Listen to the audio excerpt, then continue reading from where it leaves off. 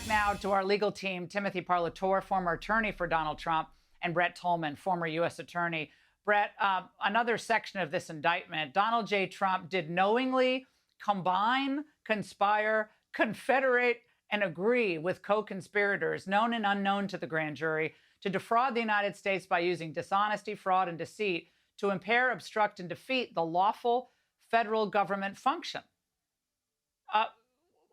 How did any of that happen? How was what do we know, at least from this indictment as you've read it, that indicates any of that happened? Yeah, you can put all kinds of whipped cream on manure and it's still manure, right? And this description of his conduct is basically saying, we're going to try to describe it in a way that fits within a statute, but this is a Section 371 statute that is aimed at when you actually defraud the United States. This is what I've used that statute before to go after fraudsters who stole money from government contracts. But here they're going to use this to try to suggest that Donald Trump, when believing and receiving legal advice that the election, there were problems with it, they didn't buy the results. He claimed, like so many politicians, that it was a fraud, and he wanted to pursue his legal avenues of contesting it. And so they did. And that's the description that is missing in this indictment. Tim, what's interesting also that's not in this indictment is an incitement charge.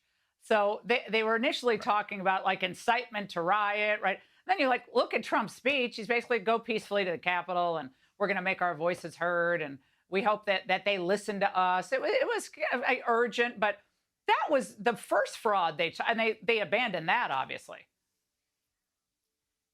Yeah, I mean, I think that would have been way too easy to get dismissed right off the bat. And, I mean, back when I was representing him, we kind of had discounted the idea of any incitement charges because of the content of his speech. And so we were, much more focused on, these charges, which is the conspiracy to defraud, which we were looking, very much at the corrupt intent element of it. And, whether he knew that these claims of fraud were false, whether he knew whether the election was in fact, legitimate. And that's something that I just don't think that they're going to be able to overcome. And nothing in this document indicates that. Brett, the best defense for Trump at this point, going into a motion to dismiss the case, again, knowing who this judge is and her background, and we would hope she would be fair, but I don't have a lot of faith in this, given her track record on the J6 defendants. But what would the best defense be? Is it related to the mens rea issue and all of these counts that's obviously missing here, or is there something else I'm missing? No, that's right. They have to establish in their motions, point out the lack of evidence that shows that satisfies one of the elements of the crime. The most important element, the mens rea one, is where we're sitting back and saying, when I read an indictment, I want to see the intent of the individual to commit the crime. Here, we don't have anything that even comes close to identifying that criminal intent. So that's where I would focus. Build your record. They will lose probably at the district court and maybe even at the appellate. But the Supreme Court is one that is going to look at it, I think, in an impartial way, and understanding how important mens rea is to criminal law.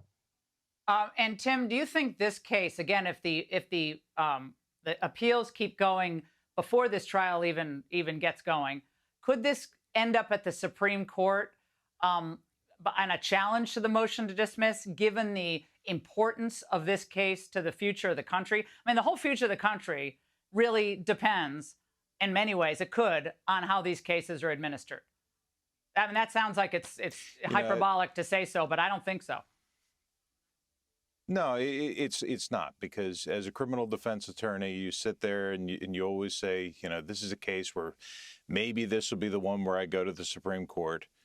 But in this case, you sit there and say, because of the issues involved, because they are bringing it, with a novel, untested, constitutionally questionable theory, and because of who it is and what the gravity is, this will almost certainly go to the Supreme Court. You know, Yeah, it's very different from most criminal cases where you sit there right from the day of the indictment, you know it's going to end up there. again, Brett, if you can criminalize the opinions of a political opponent before, or I mean, this time it was after the election, but next time it might be before an election. Dangerous misinformation, right? You criminalize that. You could see where that would happen, right? When an emergency is called or a non-emergency. But if you can do that, you've changed the history. They're talking about attacks on democracy. They've completely eviscerated the true meaning of a representative democracy, if indeed that's what justice is in the United States tonight. That's right, Laura. One thing we should never want is a creative prosecutor. We should not want a prosecutor that sees it as his responsibility to try to be clever or to try to come up with a conclusion and then match facts and law the way he wants that conclusion to be supported. That's what we have here. It's the most dangerous position. We give the most power to a prosecutor. And if now we're gonna make decisions based on politics and try to maintain our power by going after our political adversaries, then you're not exaggerating. The fabric of this country will be ripped and torn apart, and we will reap horrific rewards for it. Now, Tim, another part of this indictment about the conspiracy, one of the conspiracy counts, that the purpose of the conspiracy it was charged was to overturn the legitimate results of the presidential election by using knowingly false claims of election fraud to obstruct the government function by which those results are collected, counted, and certified.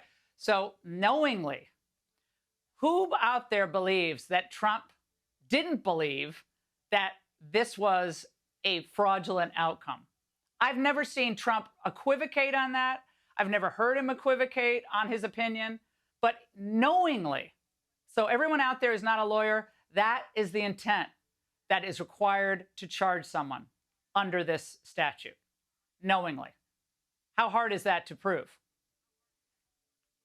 Oh, it's very hard. And in this case, it's going to be even harder because even Trump's biggest adversaries will admit that he does truly believe that there was fraud in this election. He believed it then, he believes it today. And so not only are they going to have to prove that he knew that there was no fraud, they have to prove that beyond a reasonable doubt. But here's the other thing that's going to make this case even more complicated, is that they actually have to go in and take every single allegation of fraud and disprove all of those beyond a reasonable doubt too. So not only do they have to prove that they were false, they have to prove that he knew that they were false and that he knew it at the time that it was false. It's an incredibly high mountain to climb, and I just don't see how they could possibly do it. But and Brett, just given what we've seen from given what we've seen about the Hunter Biden investigation and the hands off, oh, we can't go there. Oh, we've got to give him a heads up on that search. Oh, I mean, there's no wonder that people have declining faith in the federal government. And then this is, oh, we got to give them the benefit of the doubt. Oh, they'll definitely find intent down the road or with that next witness. It's a completely different approach based on the political allegiance of the accused. That's how I see it as a member of the DC bar. That's how I see it. And you should see it that way. You know, it's revealing Merrick Garland to be petty, small in his mentality and his approach, and making decisions to be on one hand the protection for Biden with absolute corruption that should offend all of our sensibilities. And then on the other, to green light someone like Jack Smith to be as creative as possible and to pursue he was a president at the time when he believed that the election was fraudulent, and to go back and to charge that conduct criminally based on his belief and based on his adamant position that the election was stolen from him. That's a scary day in our Department of Justice and the administration of the justice system. Yeah, one family got really rich off of being in office, and the other family, Donald Trump, got poorer and poorer as time was going on. Tim and Brett, stay with us. Great.